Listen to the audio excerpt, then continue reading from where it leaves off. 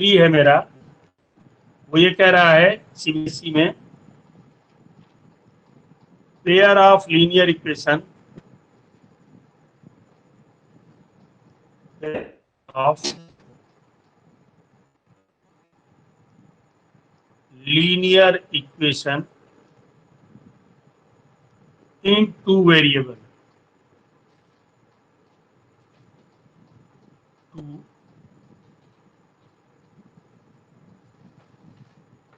Variable, ये chapter का नाम है। और इसी नाम से हमको समझ जाना चाहिए कि हमको इस चैप्टर में करना क्या है। इस चैप्टर में सबसे बड़ी खासियत है, पेयर माने होता है जोड़ा, लीनियर इक्वेशन माने जो रेखा को निरूपित करे, लीनियर माने होता है लाइन, और जो इक्वेशन ऐसा हो जिसके द्वारा हम एक लाइन ड्रा कर सके, खींच सके, उसको हम लीनियर इक्वेशन कहेंगे। और इन 2 वेरिएबल्स माने 2 वेरिएबल के रूप में हो, यानी कि उसमें 2 चर राशियां हो। वेरिएबल और कांस्टेंट 2 राशियां होती हैं। वेरिएबल वह होता है जिसका मान, और नॉन वेरिएबल वह होता है कि जिसका मान निश्चित हो। कहीं पे लिख दिया x, अब बच्चे से पूछा इसकी वैल्यू बताओ, तो ये लड़का, हर एक लड़का हमको बताएगा कि ये वेरिएबल है, इसका मान क्या होगा निश्चित नहीं होगा।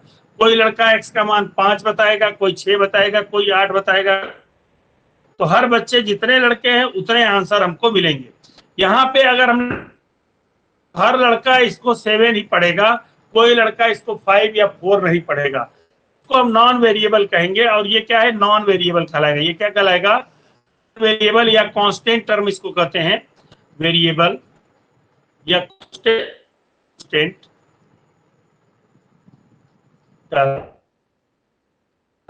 तो वेरिएबल और नॉन वेरिएबल में ये डिफरेंस है कि वेरिएबल में अलग अलग होती जाती है और नॉन वेरिएबल में क्या होती है, वैल्यू अलग अलग। एग्जाम्पल के रूप में बताया, 2 वेरिएबल का हमको अगर लिखना है तो उसमें 2 वेरिएबल हर राशि होंगी, ये x होगी या y होगी या z होगी। कोई 2 हम लेंगे, या yz ले लेंगे या xz ले लेंगे, चाहे xy ले लेंगे, चाहे zx ले लेंगे।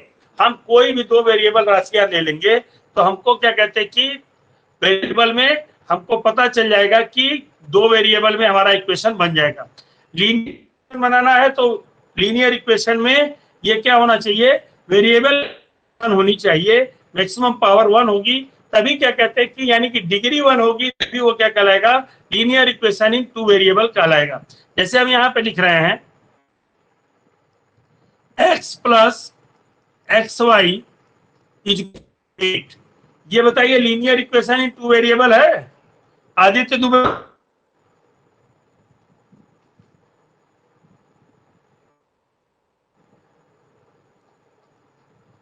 बोलिए, सिद्धि,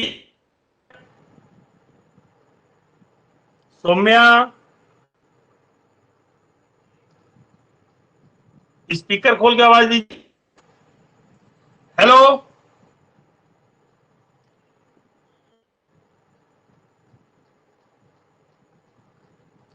सौम्या,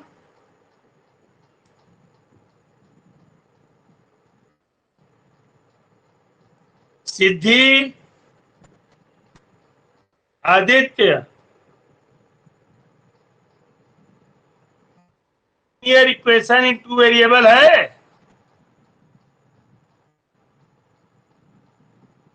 हेलो, नो सर नहीं। हाँ ठीक नहीं है। क्यों नहीं है, क्योंकि यहाँ पे डिग्री एक्स वाई की डिग्री जो है 1 और 1 मिलके 2 हो गई है। तो this is not a linear equation in 2 variable. Linear equation 2 variable में क्या होनी चाहिए, मैक्सिमम डिग्री 1 होनी चाहिए। तो यहाँ पे क्या हो जाएगा कि अगर हम यहाँ लिखते हैं x प्लस वाई बराबर 7, तो ये लीनियर इक्वेशन इन 2 वेरिएबल है। 3x प्लस 5y 19, ये भी लीनियर इक्वेशन इन 2 वेरिएबल है। बट ये वाला जो plus x y equal to 8, ये लीनियर इक्वेशन नहीं है। या हम लिख दें x plus 1 upon y is equal to 17, ये भी लीनियर इक्वेशन इन 2 वेरिएबल। ये ध्यान रखिएगा, ये भी लीनियर इक्वेशन इन 2 वेरिएबल नहीं के क्वेश्चंस आपसे पूछे जाते हैं जिसमें यह पता करना होता है कि लीनियर टू वेरिएबल है या नहीं है। अब दो चीजें निकालने के लिए आपको एक बात कि जब भी हमको दो वेरिएबल राशियां निकालनी होंगी, दो वेरिएबल्स अगर निकालेंगे तो कम से कम दो समीकरण इक्वेशंस हमको देने पड़ेंगे। अगर हमारे पास है तो हम दो राशियों को अलग अलग निकाल सकते हैं। अगर तीन इक्वेशन रहेंगे, तीन राशियों को अलग अलग निकाल सकते हैं। अगर हम पर चार इक्वेशन रहेंगे, लीनियर इक्वेशन में राशियां हैं तो चार इक्वेशन रहेंगे, तभी हम चार अलग अलग वेरिएबल हैं। तो जितने हमको वेरिएबल दिए रहेंगे, दो हैं तो वेरिएबल के लिए हमको दो इक्वेशन देने चाहिए। इससे लिखा है कि पेयर माने जोड़ा बनाया है दो वेरिएबल में। दो वेरिएबल में इसलिए बनाया गया है, पेयर माने होता है जोड़ा, जोड़ा माने दो वस्तुएं, और इसलिए बनाया गया है क्योंकि उसमें दो चीजें होना जरूरी है। दो राशि इक्वेशन बनेंगे और दो इक्वेशन बनेंगे तभी हम क्या कर सकते हैं, एक्स वाई कर सकते हैं। जब वन वेरिएबल था तो हमने कहीं भी पेयरिंग नहीं पेयर अप, क्योंकि वन वेरिएबल में हमारे पास एक राशि और के लिए एक ही इक्वेशन पर्याप्त होता है। अगर दो चीजें तीन चीजें तो तीन इक्वेशन चाहिए, चार चीजें चाहिए। तो इतनी बात यहाँ पे क्लियर हो गई होगी। पेयर ऑफ लीनियर इक्वेशन में दो राशियां निकालनी है होता है। इक्वेशन को हमने ग्राफिकली बनाने के लिए आपको बताया था ग्राफ से कैसे बनाते हैं। तो ग्राफ में अगर हमको लीनियर इक्वेशन का दिखाना है, ग्राफ किसी का भी खींच सकते हैं। दोनों पेयर को हम क्या करेंगे, ग्राफ कॉपी पे खींच लेंगे और बना लेंगे। जैसे हम एक्सरसाइज 3.1 को अगर हम टच करते हैं तो इसमें देखिए exercise 3.1, exercise 3.1 question number first हम अगर ले लेते हैं, इसको ध्यान से समझिए। करा Aftab tales his daughter 7 years ago I was 7 times as old as you। पहले बात तो ये ध्यान रखिए, जब भी हमको निकालना होगा एज वाला कंडीशन, तो चाहे 7 साल पहले जाए चाहे 5 साल बाद जाए, तो एज वाले कंडीशन में हम क्या करते हैं, प्रेजेंट एज को सबसे पहले हम निकालते हैं। प्रेजेंट एज सबसे पहले हम लिख लेते हैं, उसके बाद 7 साल पहले ले जाए चाहे 7 साल बाद ले जाए, ये बातें बाद में होंगी। पहले किस वर्तमान आयु मालूम होगी तभी। जैसे आपको मालूम है कि आपकी वर्तमान आयु 14 ईयर्स है, तो आपसे हम पूछें कि 5 साल आयु क्या थी, तो आज की आयु में से आज जो आपकी प्रेजेंट एज है उसमें से आप 5 माइनस कर देंगे तो बता देंगे कि 9 ईयर ओल्ड थे हम 5 साल पहले। अगर हम कहें 5 साल बाद कितने साल की हो जाओगी, तो तुम आज 14 साल की हो, तो 5 साल बाद की बात करेंगे तो आज प्रेजेंट एज में 5 साल जोड़ देंगे तो क्या हो जाएगा, 14 + 5 14 + 5 19 ईयर्स की हो जाओगी। तो ये कंडीशन हमको एकदम दिमाग में बैठा लीजिए।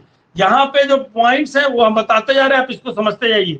जो एज का कोई भी क्वेश्चन आएगा तो उसमें सबसे पहले जो मार्कर देने वाली बात है वो है कि हम प्रेजेंट एज को सबसे पहले लेंगे, उसके बाद ही हम क्या कहते हैं, पहले और बाद वाली एज को लेते हैं। तो पहले हम क्या करेंगे, प्रेजेंट एज को लेंगे। कह रहा है हम लिख लेंगे कि present age of Aftab, present age of Aftab, Aftab equal to x years, और present as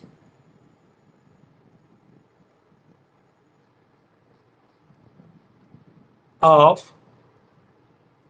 his daughter is equal to y years। ठीक, अब वो कह रहा है 7 को I was 7 times as old as you 7 years ago, 7 years ago। पहले आफ्ताब की एज क्या हो जाएगी, x - 7 ईयर, 7 साल कम हो जाएगा, और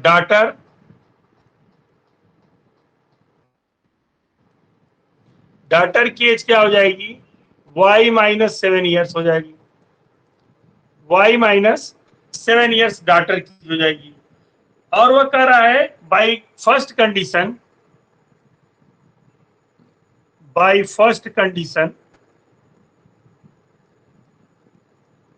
पहली कंडीशन के अनुसार वो क्या बता रहा है, वो बता रहा है कि I was 7 times as old as you, अपनी लड़की को बता रहा है। तो आफताब 7 गुना एज का है, किससे, अपनी लड़की से। तो इसकी लड़की की एज में 7 से अगर मल्टीप्लाई कर दें तो दोनों समीकरण हमारा बराबर हो जाएगा। तो इक्वेशन बन जाएगा x minus 7 is equal to 7y minus 49। अब इसको एक तरफ 7y को ले आए और 7 को, तो ये हो जाएगा x minus 7y, x minus 7y is equal to minus 49 plus 7, minus 7 इधर आया तो प्लस का 7 हो गया, ये हो जाएगा x minus 7y is equal to minus 42। ये नंबर एक बात हमारे सामने आ गई, पहला इक्वेशन बन गया जो आपने कहा। फिर कह रहा है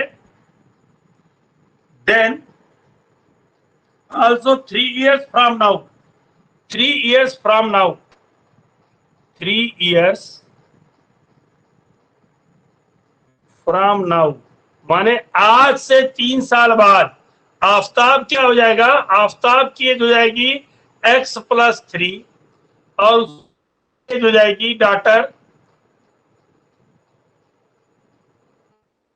हो जाएगा y प्लस 3, क्योंकि लड़की की एज हमने देखिए यहाँ y मानी है, तो लड़की की एज अलग अलग हमने लिख ली।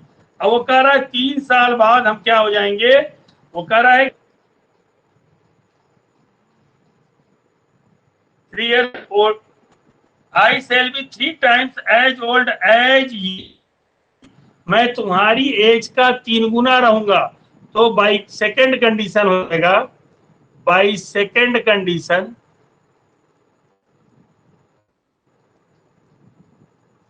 क्या हो जाएगा, ये 3 गुना हो जाएगा। x प्लस 3 जो है 3 टाइम्स है, तो इधर 3 से मल्टीप्लाई कर देंगे y प्लस 3 को, तो बराबर आएगा। तो ये हो जाएगा x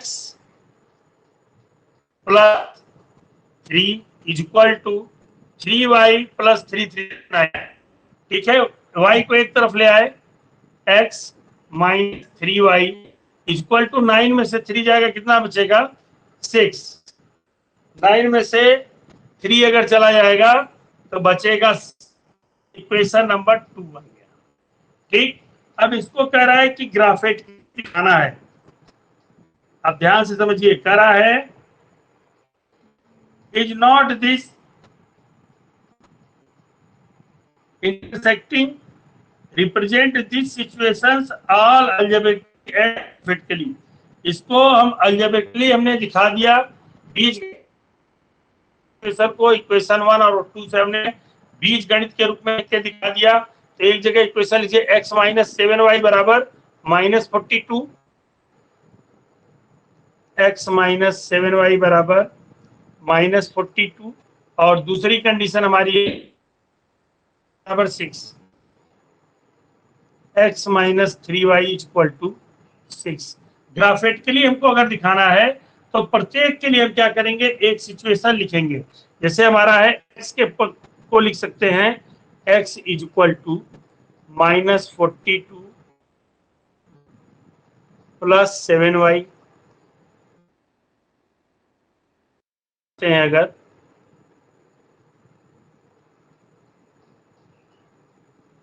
दूसरे वाले को लिखना है तो हम लिखेंगे x is equal to 6 plus 3y। ऐसे मान रखेंगे कि हमारी तालिका आराम से बन जाए ग्राफ बनाने के लिए। तो ग्राफ बनाने के लिए जब हम चलते हैं तो पहले एक तालिका बना लेंगे, हमने एक तालिका बनाएंगे इस तरह से एक्स वाई के मान के लिए।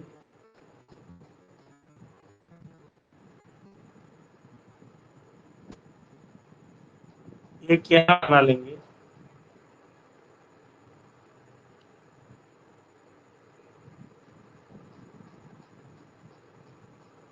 क्योंकि लीनियर इक्वेशन है तो कम से कम 3 पॉइंट हमको ज्ञात करने पड़ेंगे।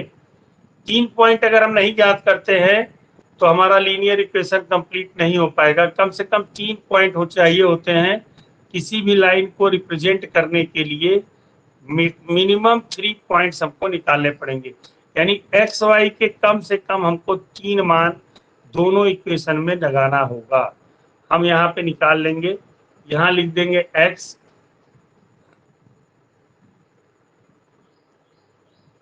ये हो जाएगा x, ये हो गया y, ये हो गया x, ये हो गया y। हम वैल्यू निकालते हैं, 3 पॉइंट्स निकालते हैं। -42 + 7y दिया है, तो हम y का मान क्या रखें कि छोटे से छोटे x में मान निकले। तो हमने y का मान लीजिए पहले रख दिया 7 रख दिया, y का मान हम 7 रख देते हैं। तो x का मान क्या है 49, 49 में से 42 चला जाएगा तो हो जाएगा कितना, 7 आएगा, 7 आएगा ना। हेलो, 42 चला जाएगा तो ये 7 आएगा। तो पन आ गया 7 का मान 7। दूसरा बिंदु हम लेते हैं, अगर मान लीजिए हैं की वैल्यू क्या आएगी, हम इसलिए लिख रहे हैं कि ग्राफ पे हम आराम से बना सकें। 40 करना है, 42 में से 42 जाएगा। तीसरा बिंदु हम लेते हैं,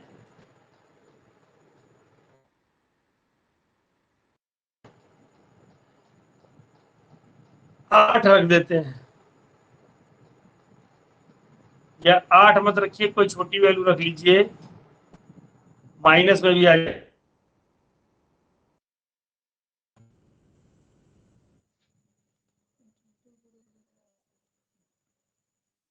y बराबर हमने क्या किया, 5 रख दिया, तो इसकी वैल्यू क्या आ जाएगी, 7 35, 35 जाएगा तो माइनस में कितना आ जाएगा, 7 आ जाएगा, माइनस।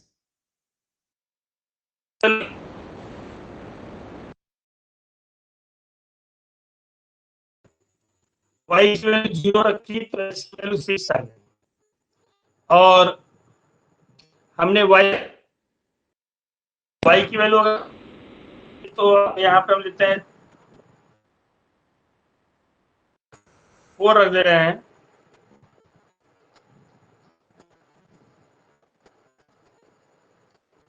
तो 4 रखने पे 4 मत रखिए क्योंकि लंबा चौड़ा ग्राफ बनाना पड़ेगा। ग्राफ हम नहीं चाहते हैं कि बहुत लंबा बने, इसलिए हमने इसको मान लीजिए कोई और रख दिया मान। हमने इसकी वैल्यू रख दी 0 रख चुके हैं, -1 रख चुके हैं, -2 रख दिए। तो क्या होगा, 3 दूनी 6, -6 में से 6 चला जाएगा,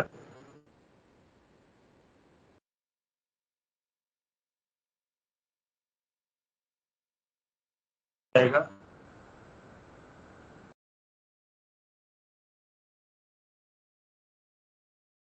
ग्राफ बनाने के लिए हम क्या करेंगे, नेक्स्ट पहले हम एक्स और वाई एक्सिस बना लेंगे।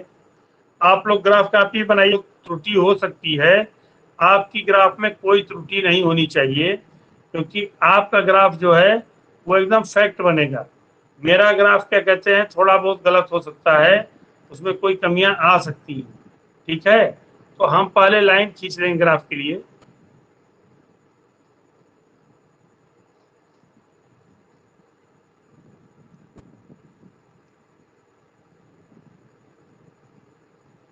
पहले लाइन खींचते हैं,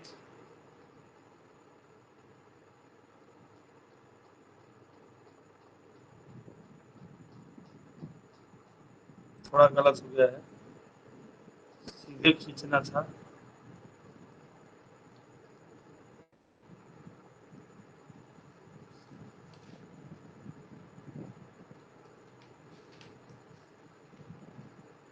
थोड़ा तिरछा हो गया होगा, आप ध्यान रखिएगा ग्राफ कैसे बनाएंगे।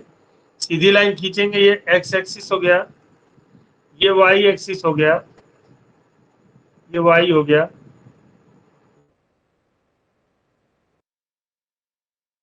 को कट करते हो 0 हो गया, 1 पॉइंट बना लीजिएगा, 2 3 4 5 6, यहाँ पे माइनस की तरफ 1 3 4 5 6, ऊपर चलेंगे 1 2 3 4 5 6। हम इस तरह से क्या करेंगे, इसकी वैल्यू लिख लेंगे और इधर भी लिख लेंगे 1 2 3 4 5 6, सारी वैल्यू इसकी लिख लिए। लिखने के बाद हम क्या देखते हैं, 7 तो y बराबर 7 पहले इक्वेशन के लिए, 7 तो ये हो जाएगा 7,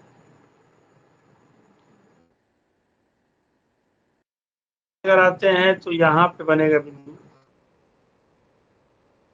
इसका नाम हो जाएगा 7, दूसरा हमारा है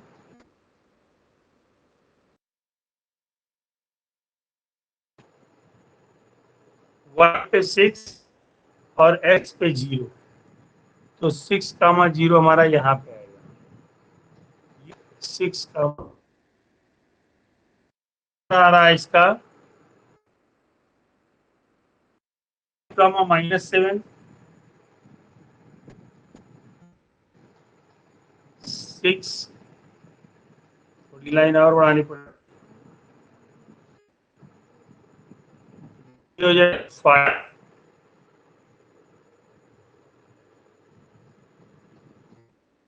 थोड़ा सही नहीं बन रहा है क्योंकि ग्राफ में क्या है कि आप जब ग्राफ पेपर बनाएंगे तभी सही बनेगा, अगर सिचुएशन हम अलजेब्रिक हल करके इसको आप करेंगे, इसको आप बनाइए, घर पे बन जाएगा ग्राफ, घर पे बनाइएगा, ग्राफ बनेगा, जहाँ इंटरसेक्ट करेगा वहां पे क्या कहते हैं कि आप इसका मान निकाल लीजिएगा। हम इसको -7 -42 x -7y = 42, और दूसरा जो है प्लॉटिंग सही,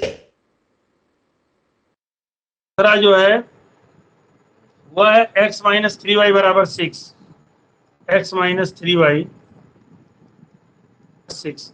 तो हम इलिमिनेशन मेथड से अगर इसको अलजेब्रा को हल करेंगे तो इलिमिनेशन मेथड में क्या करेंगे, सब्सट्रैक्ट कर देंगे इन दोनों में, पहले में दूसरे क्या करेंगे, घटा देंगे, सब्सट्रैक्टिंग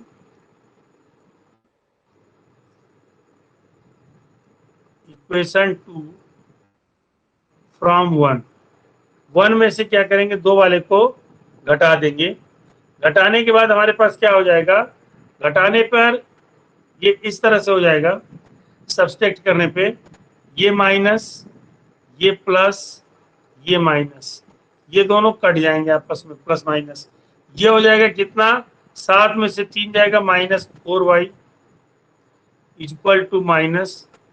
-48, तो y बराबर हो जाएगा 48/4, 4 से डिवाइड करेंगे, 4 × 1 = 4, ये 12 टाइम्स में, तो 12 टाइम्स में क्या हो जाएगा, डिवाइड हो जाएगा, और डिवाइड करके हम क्या करेंगे, इसका आंसर निकालेंगे, तो y की वैल्यू हो जाएगी 12, y = 12, yes, putting value of y in equation 1, putting value of y in equation 1 में डाल देंगे तो ये हो जाएगा x = x -7 × 12 बराबर -42, तो x बराबर हो जाएगा -42, इधर माइनस था उधर के प्लस हो जाएगा, +84, 84 में से हम 42 माइनस कर देंगे तो ये बराबर हो जाएगा 42। और यहाँ पे हमारा हो गया प्रेजेंट एज ऑफ आफ्ताब, तो हम यहाँ लिख देंगे present age of Aftab equal to कितना हो जाएगा, आफ्ताब की जो प्रेजेंट एज है वह हो जाएगी 42 ईयर्स, और present age of daughter, present age of daughter equal to 12 years. हम इस तरह से क्या करेंगे, निकाल लेंगे आफ्ताब की और उसके लड़की की प्रेजेंट एज में,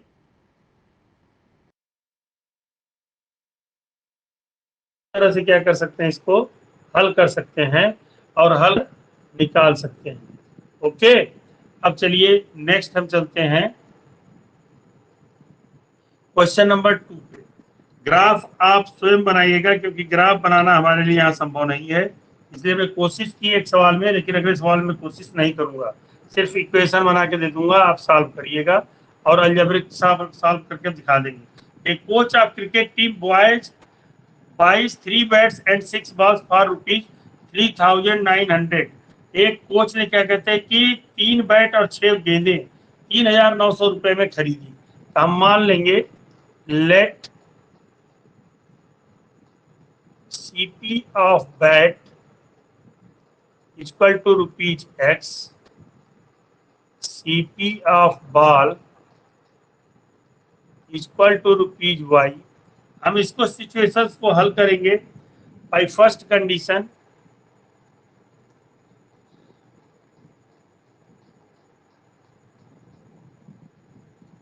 पहली कंडीशन के अनुसार क्या है कि उसने 3 बैट और 6 बॉल 3900 में खरीदा है, ठीक है।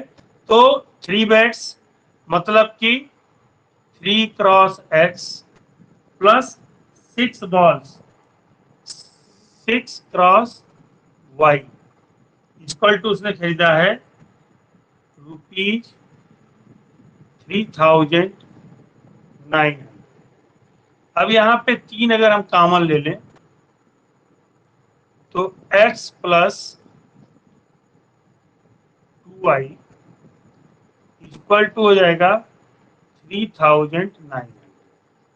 इससे निष्कर्ष निकला x plus 2y equal to 3,900 upon 3।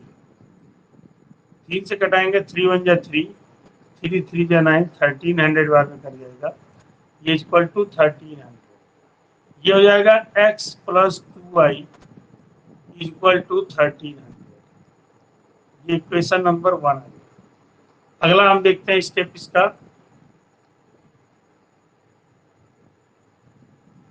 दूसरा कह रहा है C bought another bat and 3 more balls of same kind for rupees 1300। उसने एक बैट करा कि सी बाइट अनदर बैट, ठीक है, दूसरा बैट और 3 मोर बॉल्स 3 और अधिक गेंदें खरीदी उसी प्रकार की 1300 में, ठीक है। अनदर बैट और क्या कहते हैं कि 3 और गेंदें खरीदी हैं 1300 में, तो यहाँ पे क्या हो जाएगा 3 मोर बॉल्स कह रहा है कि अनदर बैट, एक bat and 3 more balls of the same kind for rupees 1300। तो बैट के लिए हो जाएगा x प्लस 3y, ये बराबर है 1300, ठीक है। 1300 रुपए में खरीदी है। अब आप बताइए दोनों सिचुएशन से एक ही हो गई, एक में हो गई x प्लस 2y बराबर 1300 और एक में आ रहा है x प्लस 3y बराबर 1300। तो represent the situation all algebraically and graphically. हमने अलजेब्रिकली हमने दिखा दिया, आप इसको ग्राफ पे पेपर बनाकर इसको दिखा दीजिएगा, आपका हो जाएगा आंसर। तीसरा प्रश्न है, ग्राफ पेपर आपको बनाना है, हमें नहीं बनाना है। तीसरा कह रहा है the cost of 2 kilogram of apple and 1 kilogram of grapes on a day was found to be ₹160। हम मान लेंगे cost of 1 kilogram apple equal to ₹X, cost of 1 kilogram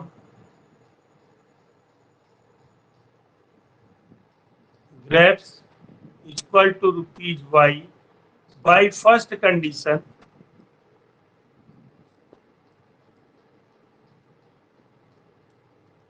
पहली कंडीशन बता रहा है कि वो क्या कर रहा है, 2 किलोग्राम एप्पल और 1 किलोग्राम ग्रेप्स खरीद रहा है। तो मतलब 2 गुणे x प्लस y बराबर 160, ये हो जाएगा 2x प्लस y बराबर 160, इक्वेशन नंबर 1। नेक्स्ट हम चलते हैं, दूसरा इक्वेशन बनाते हैं इसका। फिर कह रहा है कि after a month the cost of 4 kilogram of apple and 2 kilogram of grapes is ₹300। तो 4 किलोग्राम ऑफ एप्पल, तो ये हो जाएगा 4x प्लस 2 किलोग्राम ग्रेप्स, तो 2y इक्वल टू 300। ये सिचुएशन नंबर 2 हो गई। और इन दोनों को हल करेंगे ग्राफ से, जो आंसर आएगा वो हम क्या करेंगे, इसको लिख देंगे। ठीक है, तो हम इसको हल करके फिर आंसर निकाल कर उसका आंसर लिख लेंगे। आगे बात समझ में कि नहीं आ गई? तो हमको यही 3 सवाल थे एक्सरसाइज पहले में, जो हमने आपको बता दिए, और आप क्या करेंगे, इसी के अनुसार आंसर निकालकर लिखते चले जाएंगे। ठीक है, अब नेक्स्ट क्वेश्चन है एक्सरसाइज 3.2। तो समझने से पहले एक बात जान जाइए कि कुछ कंडीशंस हैं। कंडीशन है पेयर ऑफ लाइंस दिए रहेंगे। ठीक है, अगर हमारे पास 2 इक्वेशन दिए गए हैं, यहाँ पे आपकी एक्सरसाइज ये वाली खत्म हो गई। अगर 2 इक्वेशन दिए गए हैं, a1x plus b1y plus c1 बराबर 0, और दूसरा दिया है a2x plus b2y plus c2 equal to 0। ये 2 इक्वेशन अगर हमको दिए गए हैं, तो अगर हम ये निकालते हैं, अगर हम रेशियो का उनका अनुपात निकालते हैं, तो उसके अनुसार हम क्या कर सकते हैं कि हम बता सकते हैं कि कॉन्स्टेंट लाइन हो रही है, कि पैरेलल लाइन हो रही है, कि इंटरसेक्टिंग लाइन हो रही हैं। ये आप बता सकते हैं किस प्रकार से, यदि a1 बटा में a2 पहली कंडीशन है, first condition, if a1 upon a2 is not equal to b1 upon b2। ठीक है, अगर a1 अपॉन a2 अगर b1 अपॉन b2 के बराबर नहीं है, तो ये क्या होगा, इंटरसेक्टिंग लाइन को रिप्रेजेंट करेगा। दिस पेयर ऑफ इक्वेशन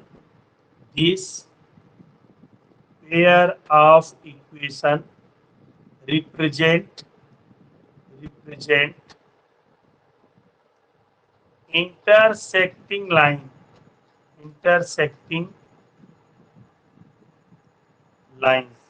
और इसका अगर इंटरसेक्टिंग लाइंस होगा तो exactly one solution.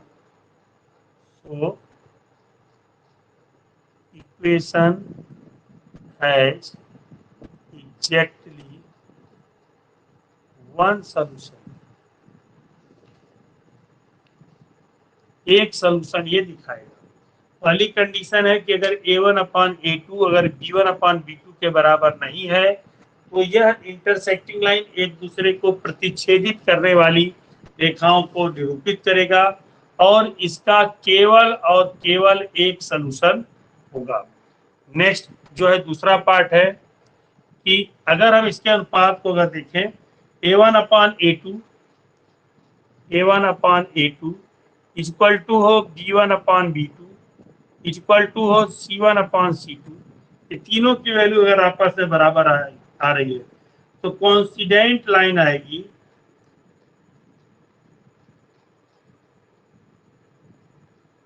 Represent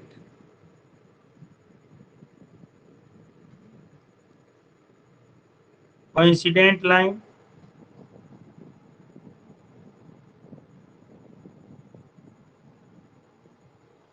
infinitely many solution. इसका सोल्यूशन जो होगा इनफाइनाइटली माने बहुत से सोल्यूशन होंगे, इनफाइनाइटली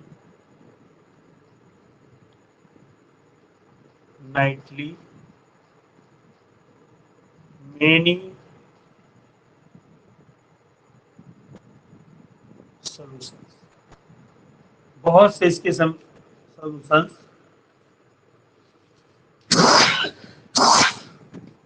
प्राप्त होंगे।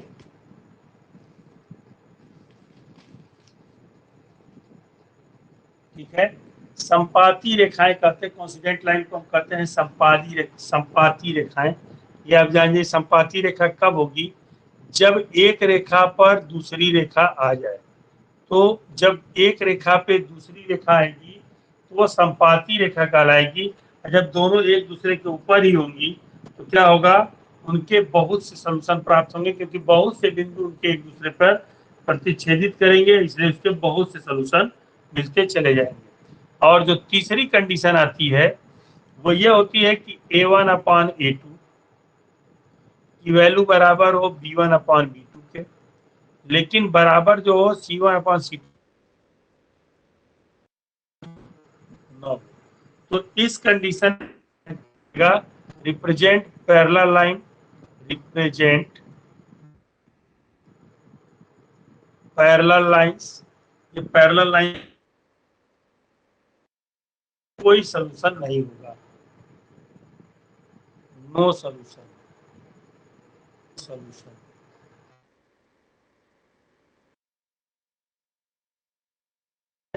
यदि दो फंक्शन इन टू वेरिएबल में दिए गए हैं, a1x plus b1y plus c1 बराबर 0, a2x प्लस b2 0, e2 बराबर a2 का मान b1 अपॉन है। अगर हम निकालते हैं a1 a2 को, अगर हम निकाल लेते हैं तरह से लिखने के बाद इक्वेशन को, a1 अपॉन a2 अगर b1 अपॉन b2 के बराबर नहीं है तो जब भी ये रिप्रेजेंट करेगा तो क्या करेगा, तो हमको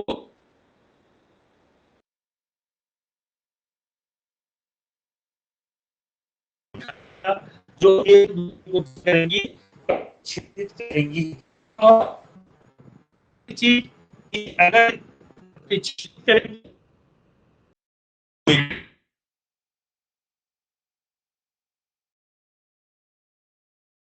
B1 अपन B2 बराबर हो C1 अपन C2, अगर ये तीनों चीजें आपस में बराबर हैं तो इस कंडीशन में क्या होगा, ये रिप्रेजेंट करेगी कांस्टेंट लाइन।